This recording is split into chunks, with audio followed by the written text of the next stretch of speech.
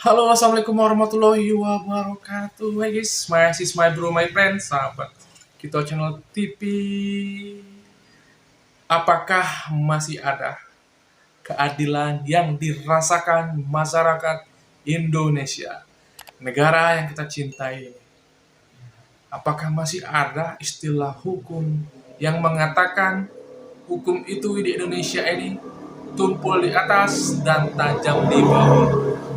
Istilahnya orang yang berpangkat, yang berduit, yang punya jabatan di atas, mereka kebal hukum dan mereka banyak uang untuk membayar apa yang ingin mereka lakukan, termasuk pembelian hukum, mungkinkah?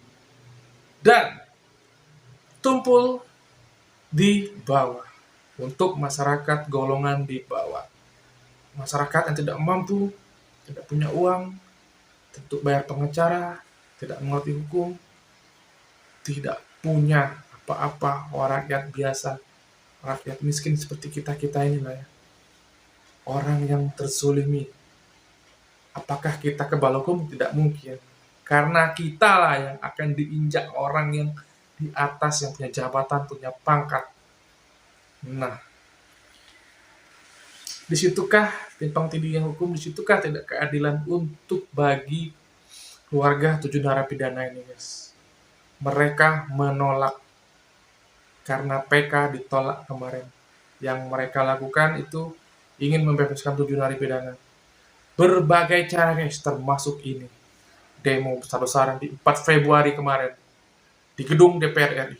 Semoga tuntutan mereka didengar oleh Pak Presiden. Sedih sekali ya, guys, kalau melihat hukum beberapa hari ini semakin ada aja muncul kasus-kasus yang timpang tindih. Ya, itulah. Ini dia demo besar-besaran terhadap anggota Dewan DPR RI dipimpin oleh organisasi GASKA, Gerakan Suara Netizen.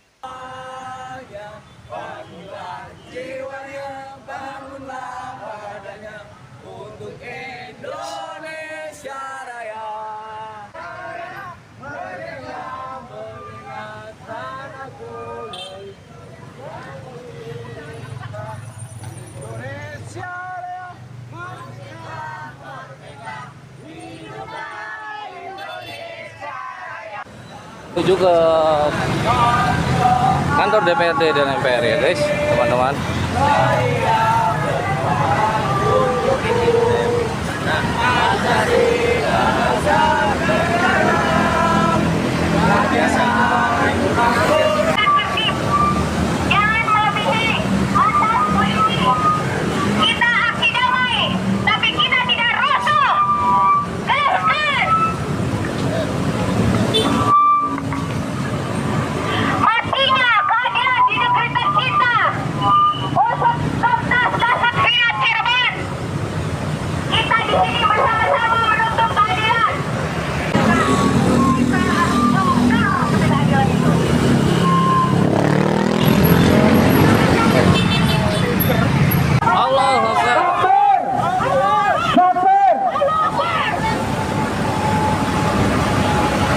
Baik teman-teman, terima kasih, selamat pagi semuanya. Assalamualaikum warahmatullahi wabarakatuh. Hari ini kita berdiri di depan gedung DPR RI teruntuk Bapak Presiden Republik Indonesia Prabowo Subianto, kepada Ketua MPR, kepada Ketua Kejaksaan Agung, kepada Ketua Mahkamah Agung, kepada Kapolri. Kami hari ini berkumpul di gedung kami untuk menuntut kemerdekaan, untuk menuntut kebebasan 7 narapidana. Takbir! Takbir! Takbir! Baik teman-teman, berjuang turun bersama para pejuang-pejuang, para buruh, para petani, para mahasiswa. Silakan Kak Putri, gas.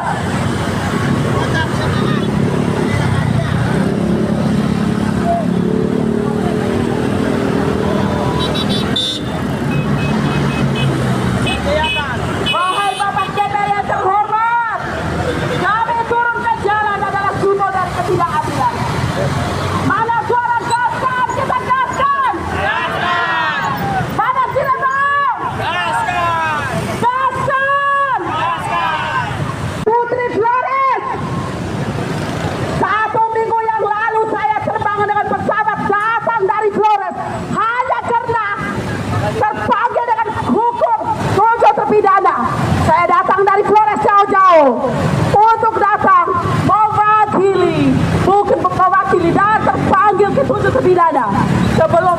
Putri Flores dari Nusa Tenggara Timur. Demi bukti Maksana, saya datang ke Jakarta demi minta keadilan.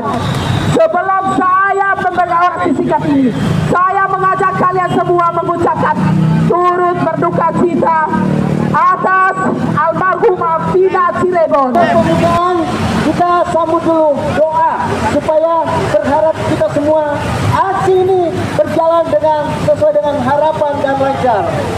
Oleh karena itu, kami undang Bapak Ustadz Syafi untuk membawakan doa.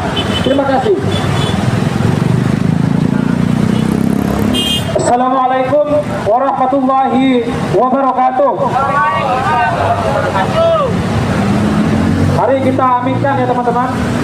Kita dengan keyakinan agamanya masing-masing. Bismillahirrahmanirrahim. Alhamdulillahirabbil alamin. Hamdan syakirin, hamdan na'imin, hamdan yuwafi wa yukafi mazidah. Ya Rabbana lakal hamdu kama yanbaghi li jalali qawani sultanika. Allahumma shalli wa sallim ala sayyidina Muhammad wa ala ali sayyidina Muhammad. Apabila mereka adalah pelaku sesungguhnya, buktikan. Siapa yang berdalih, maka dialah yang membuktikan.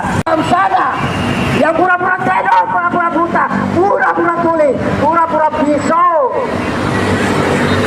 Oleh karena itu, untuk Ibu Aminah dipersilakan. Tepuk tangan. Merdeka. Usut tuntas. Gaskan. Guys, ini juga ada suaranya orasi dari keluarga tujuh narapidana ya. Ibu Aminah, yuk kita dengarkan suaranya untuk membela adiknya Supriyanto ya, yang direkam di jeruji besi selama 9 tahun.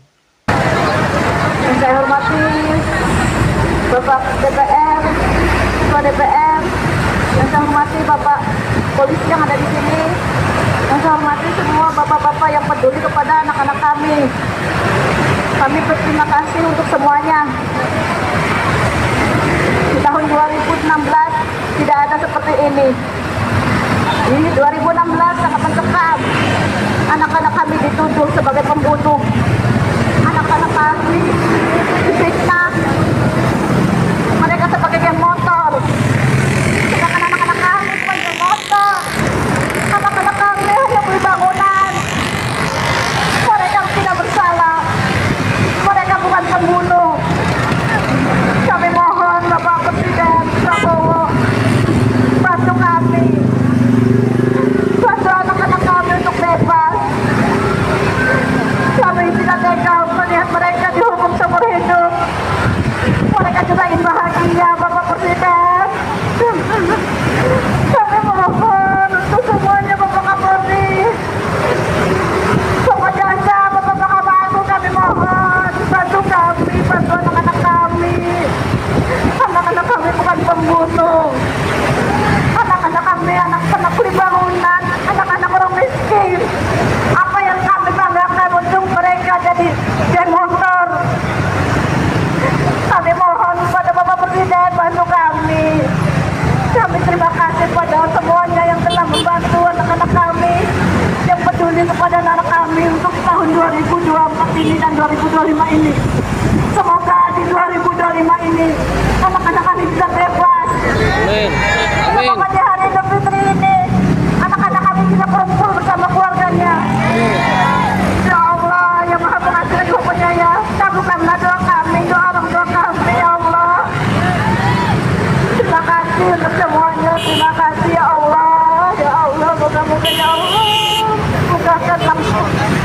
bukakanlah mata hati semuanya yang menzalimi anak-anak kami. Semoga mereka mendapat hidayah. Guys, ini juga ada suara dari orasi pengacara hebat lah ya, yang lumayan terkenal, sering muncul di cumi-cumi.com, BP, Pak Herianto. Kita simak yuk. Ancaman bagi kita.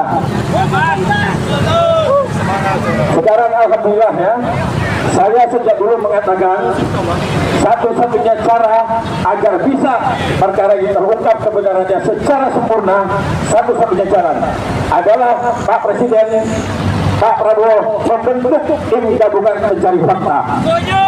Di sini ada Bang Lufi, mana Bang Lufi? Bang Lutfi, mana Bang Lutfi? Nah ini Bang Lutfi ini berjalan kaki dari Jepara ya. Dari Jepara hanya ingin naik Bang Lutfi. Jadi Bang Lutfi ini berjalan kaki ke Jakarta hanya pengen ketemu dengan Pak Prabowo. Saya mendukung 100% langkah-langkah beliau. Kenapa? Satu-satunya jalan Pak Presiden bentuklah tim gabungan pencari fakta. Kenapa? Harus membentuk tim gabungan pencari fakta. Kita sudah tidak percaya lagi kepada institusi yang menyembunyikan kebenaran, yang selalu berbohong. Setiap muncul ini berbohong dan berbohong terus.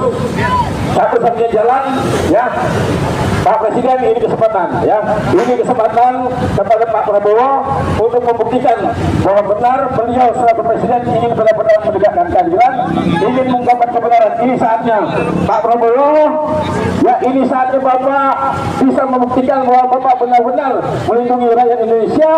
Ungkapkanlah kebenaran, ungkaplah kebenaran. Apa isi handphone itu? 6 handphone disita tapi tidak digunakan, tidak dibuka sampai putusan pengadilan. Ini benar-benar gila ya, ada barang yang bisa memastikan bahwa benar tidak 80 pidana ini adalah pelakunya, tapi sampai detik ini, sampai orang-orang mengatakan kita hormati urusan hukum, kita hormati keputusan hukum. Keputusan hukum yang mana yang harus kita hormati? Keputusan hukum yang mana yang terdapat kebohongan di dalamnya? Ya, mungkin itu saja saya sampaikan. Ada banyak teman-teman saya, ada Bang Nyoman, ada Bang Pitaus ingin menyampaikan pendapatnya. Terima kasih, tetap semangat, gasan.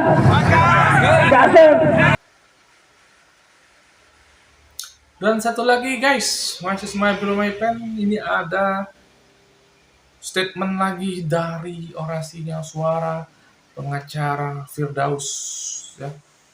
Keren nih suaranya ini. Yuk kita dengar, simak sama-sama. Oke. Hari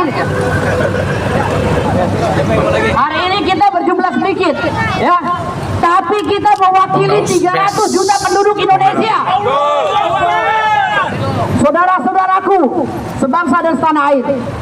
Kenapa kita hari ini gusar dengan proses penegakan hukum di Republik Indonesia ini?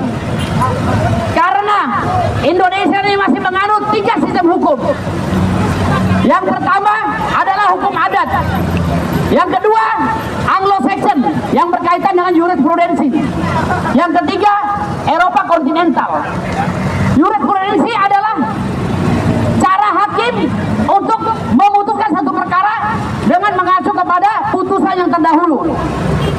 Hari ini kita tahu bahwa proses penegakan hukum terhadap kasus Vina sangat tercela sekali, ya, karena prosesnya sangat melanggar administrasi hukum. Bayangkan orang-orang yang dipaksa untuk mengaku ya perbuatan yang tidak pernah dilakukan oleh mereka, akhirnya sekarang nandang sampai seumur hidup.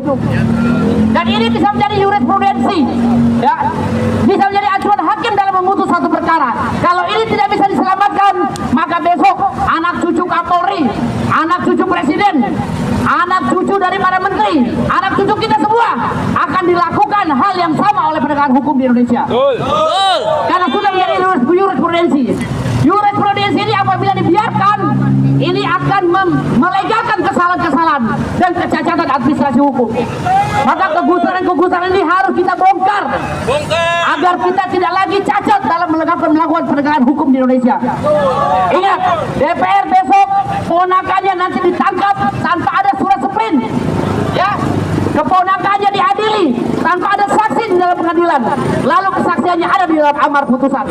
Ini kecacatan-kecacatan yang luar biasa, yang memalukan, sehingga kita harus membongkar ini. Dan tidak penting siapa pelakunya, yang penting ini prosesnya diadili secara signifikan dan diulang kembali. Makanya saya minta kepada DPR RI untuk membentuk tim panja, tim pencari fakta. Siapa sebenarnya pelaku ini dan bagaimana prosesnya? Kita ulang kembali, bebaskan 7 terpidana. 7 terpidana tidak boleh dihukum karena tidak kesalahan. Ya, ini semua kejahatan harus dibongkar di Indonesia karena ini memalukan.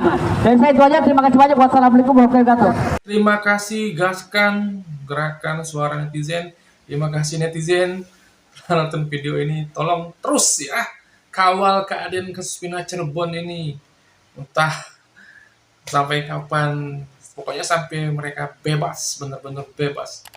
Dan mereka nama baiknya pulih kembali ya. Semoga ini dikabulkanlah suara-suara dari aspirasi suara rakyat netizen dan keluarga 7 narapidana, keluarga 7 narapidana, juga teman-teman 7 narapidana ya. Kawal terus keadilan. Terima kasih netizen, saya Reza Pokar, saya undur diri di channelnya Channel TV. Assalamualaikum warahmatullahi wabarakatuh. Bye. I love you netizen Indonesia. Thank you.